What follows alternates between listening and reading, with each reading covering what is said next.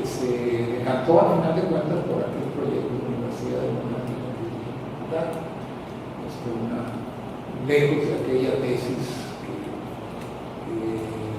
pues, de la Universidad Fábrica, que estaba inspirada en una visión, digamos, muy radical, porque planteaba prácticamente la utilización de la universidad para fines políticos, o planteaba una concepción, como su nombre lo dice, la universidad como una fábrica que había que darle un giro y ponerle en una perspectiva popular.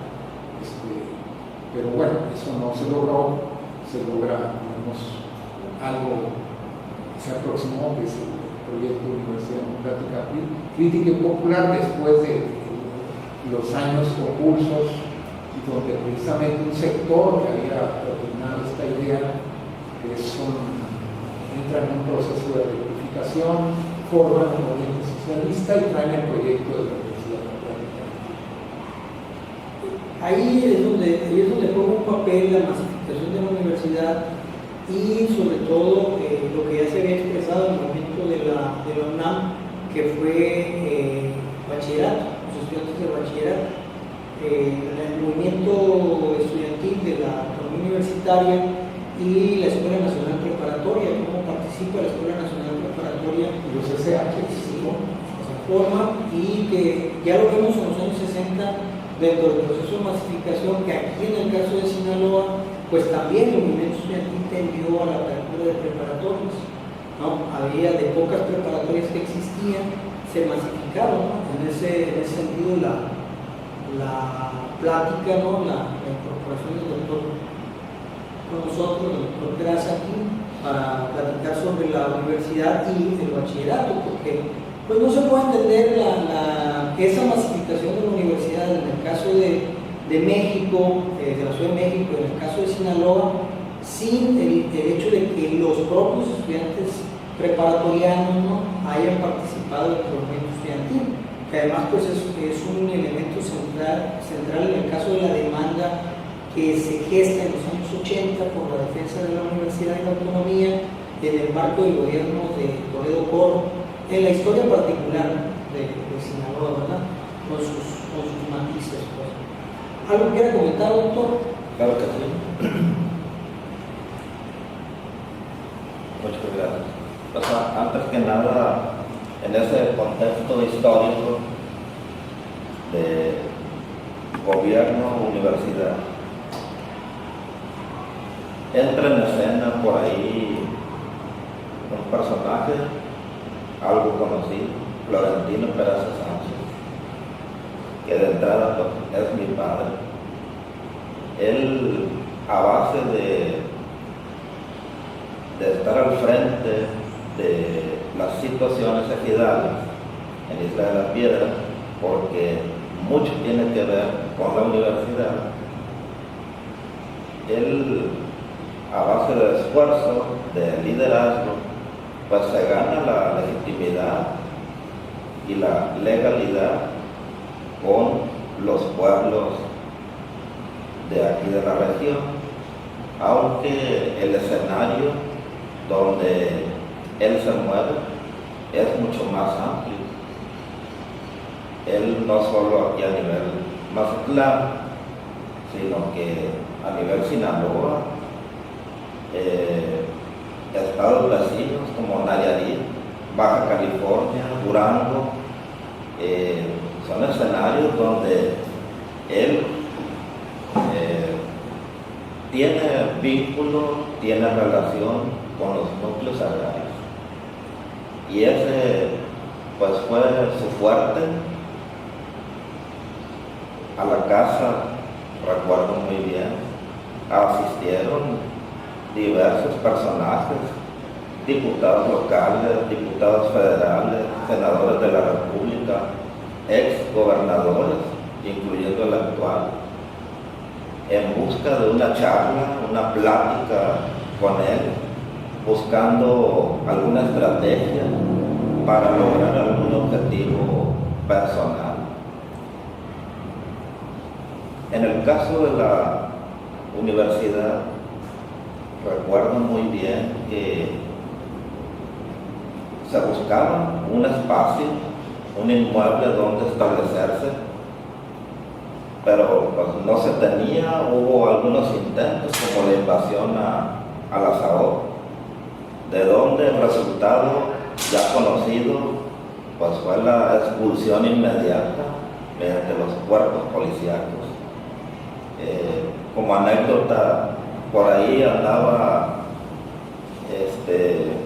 cerca un hermano mío, Américo, era Salvador, pues también se lo llevaron a la cárcel, detenido por revoltoso, por invasor, pero pues no pasó de ahí, salieron y bueno, es en el periodo del presidente Luis Echeverría, donde mi padre, junto con un grupo de universitarios, ejidatarios, algunos también,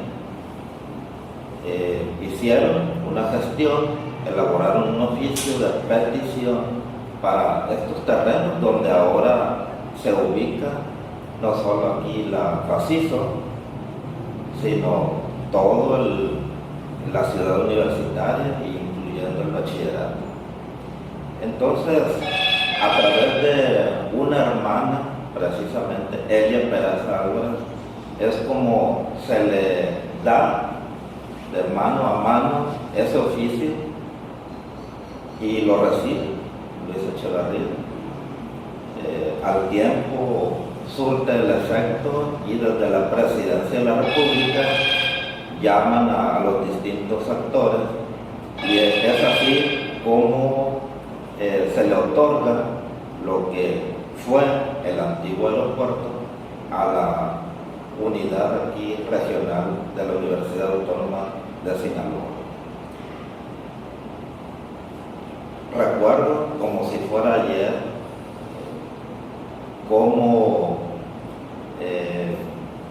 las faenas de trabajo, padre pues su vida la dedicó en parte al trabajo de parcela, fue ejidatario desde muy joven, a los 13 años fue hecho ejidatario.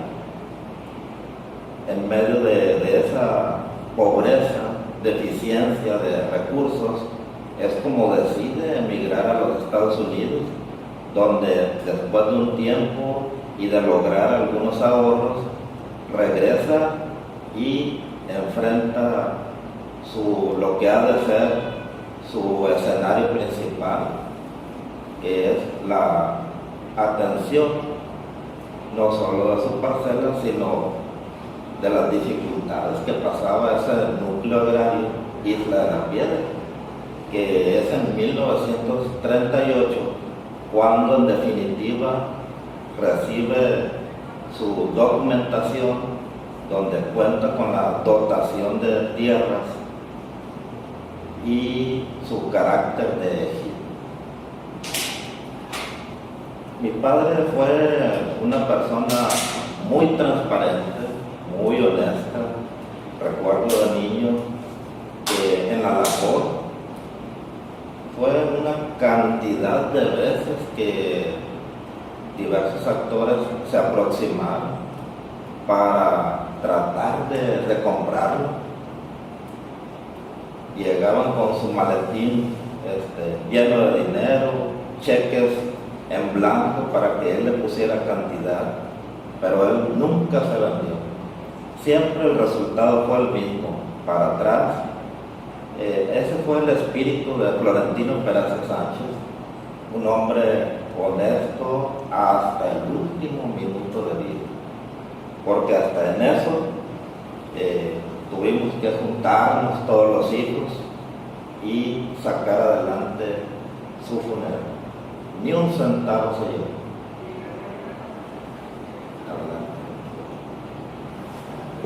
Lo que narra el doctor de su padre pues es el perfil de la unidad entre el movimiento campesino y la universidad, los movimientos de trabajadores que permitieron la consolidación del movimiento universitario en los años 60 y 70 producto del reparto de tierras.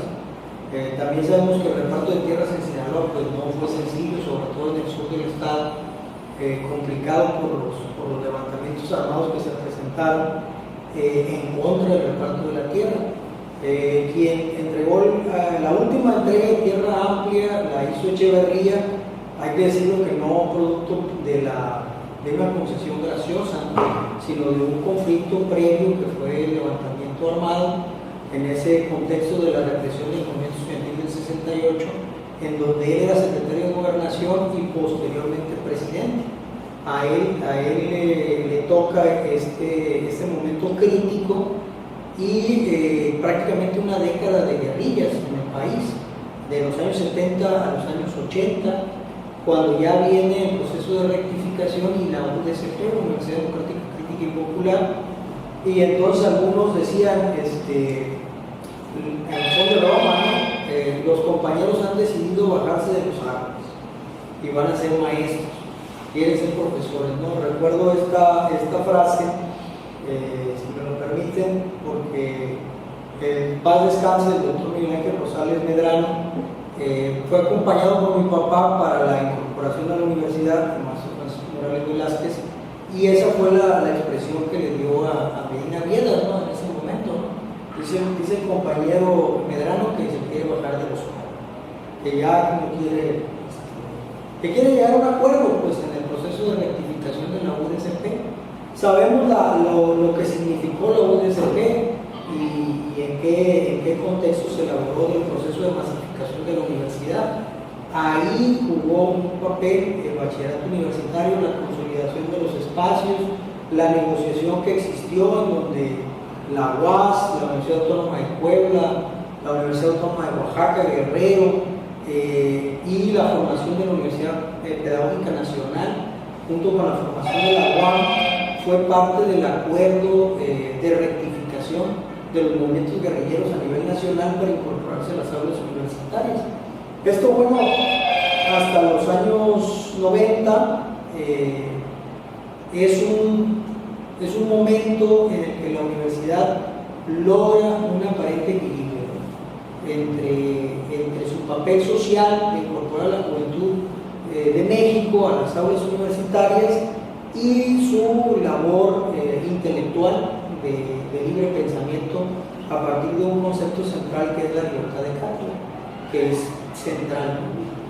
Para los años 90 tenemos el periodo neoliberal, que es con la llegada de Miguel de la Madrid y posteriormente de Salinas de Gortari, en donde se hace una reforma al artículo 3 constitucional y se reconoce la autonomía universitaria dándole eje central en el artículo 3 a la libertad de cátedra.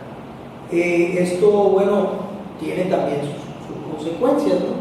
La consolidación del CONACYT, la consolidación de las becas de desempeño y también para muchos, ¿no? un momento en donde se cercena el salario de los trabajadores. Se homologa, ¿no? a nivel nacional con los días de descanso, de asueto, se reducen en el periodo de David Moreno Lizárraga, en el caso de la universidad, y de la UAS, y posteriormente, en el periodo de Rubén Rocha Moya, se establece la beca de desempeño. Y hasta la fecha eso continúa así, ¿no? Es otro momento, el periodo neoliberal de la universidad, el periodo en donde la institución sigue, en el caso de bachillerato, los lineamientos de un plan nacional de bachillerato. Se homologan los planes y programas de estudio, tanto así que el bachillerato universitario termina aplicando los planes y programas de estudio de la Secretaría de Educación Pública, y la universidad también tiende a homologar los criterios. Pero bueno, este periodo es más contemporáneo a nosotros, más contemporáneo al doctor, y pues la intención es cómo se vive ese momento que tiene estos claros oscuros, ¿no? Por una parte el reconocimiento de la autonomía y por otra parte un ordenamiento de las situaciones financieras al interior de las universidades. Doctor. Sí. Yo quisiera mencionar que justo a principios de los años 80 hay un cruce de dos procesos que se van a marcar, sobre todo la década de los 80 y parte de los 90 más, podríamos extenderlo incluso más. Uno que tiene que ver con este proceso que lleva a los grupos que se habían confrontado en la universidad, particularmente en estos tres grupos, que era por un lado el Partido Comunista, los pescados, los pescados, los chemones, los enfermos, que están confrontados, incluso que llegó en algunos casos hasta las armas, la muerte de aquellos dos estudiantes que se dan María Isabel Landeros y Juan ahí en los accesos de la universidad. Este proceso termina, digamos, con una decisión que a nivel nacional, que fue la ley federal de organizaciones políticas y procesos electorales, que modificó el sistema electoral y también generó un nuevo sistema de partidos. Ahí, con el proceso de rectificación por un lado y la campaña de Valentín Campa en 1976, vamos a ver que confluyen en la Constitución aquí en Sinaloa del Partido Socialista Unificado de México. Ahí aparecen todos. Se disuelve el Partido Comunista, se disuelve la corriente socialista y entran, digamos, todos incluso ya corriente socialista, Partido Patriótico Revolucionario, y se constituyen en PSUV. Ese es un proceso que no hay que perder de vista, porque entra, digamos, de los grupos que eran, por un lado, marginales, o otros partidos, o otros eran antisistema, se entran al sistema político. Y esto va a ser, digamos, decisivo para lo que viene. Y el otro proceso, al ser parte del sistema político, hay un proceso también de acuerdo, vamos a decir, y aquí recupero una anécdota que me la han platicado, que cuando Jorge Medina Piedra, siendo ya rector, fue a presentarles sus credenciales a Jesús Reyes Heroles, secretario de Educación, en aquel momento, él tenía la costumbre de sentar en un lugar a aquellos que venían de las universidades llamadas rojas, las que mencionaste: Guerrero, Puebla, Sinaloa, Oaxaca. Se sentaban allí a un lado y le leían la cartilla. Y bueno, la cartilla significaba que pues ya eran parte del sistema y por lo tanto tenían que acatar, digamos, las decisiones que se estaban tomando en materia de educación superior. Entonces le leen la cartilla y bueno, algunas cosas las aceptan, otras las rechazan, pero bueno, había que ser lo más simétrico en las políticas públicas que estaban echándose a andar. Lo cual quiero pensar que tenía algo de razón. Yo entré aquí en el año 77 y aquello era el caos. Es decir, toda la política, todas las asambleas, no me dejaron mentir los que estaban en aquel momento, es decir, era una permanente politización de la vida universitaria y se hacía poca universidad. Quizá fue la excepción aquí un poco la Escuela de Ciencias Sociales, la Facultad de Ciencias de Historia.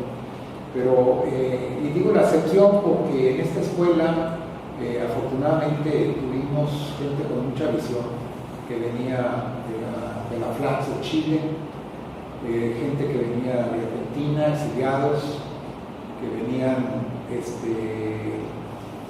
de Bolivia, Ecuador. Yo recuerdo quienes aquí era una pasarela de grandes intelectuales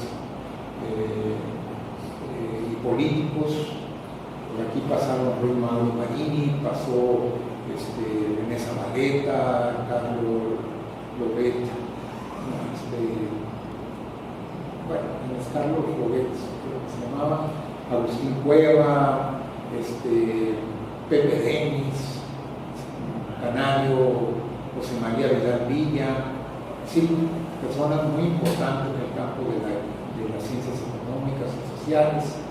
Y aquí pues hay una escuela que era referencia en muchos casos a nivel masivo. Es decir, se practicaba un marxismo, vamos a decir, creativo, es decir, atrás estaban quedando el marxismo de la Unión Soviética que proliferaba en las escuelas preparatorias, con los cuales se daba historia, se daba marxismo de cátedra. Sí, me acuerdo de los manuales de Marta Caneque, los manuales de la Unión Soviética, que son los que... No, aquí llegaron personalidades de veras muy interesantes, grandes debates que hubo. Había muy buenos profesores en esta área, estaba Mondo Macías, estaba Gustavo Lozano Velázquez, estaba Melvin Cantarell, José Luis Verao, José Manuel Villanueva, en fin, profesores que venían principalmente de la UNAM y que generaron una atmósfera muy favorable al pensamiento crítico. Y fue la mejor época que ha tenido hoy en Facultad de Ciencias Sociales. Entonces este proceso va a encaminarse a lo que ya en el 93 con Rubén Rocha Moya, pues prácticamente se adoptan como una cosa normal las políticas de la SEP, ya en el periodo neoliberal, y esto pues va a ir tomando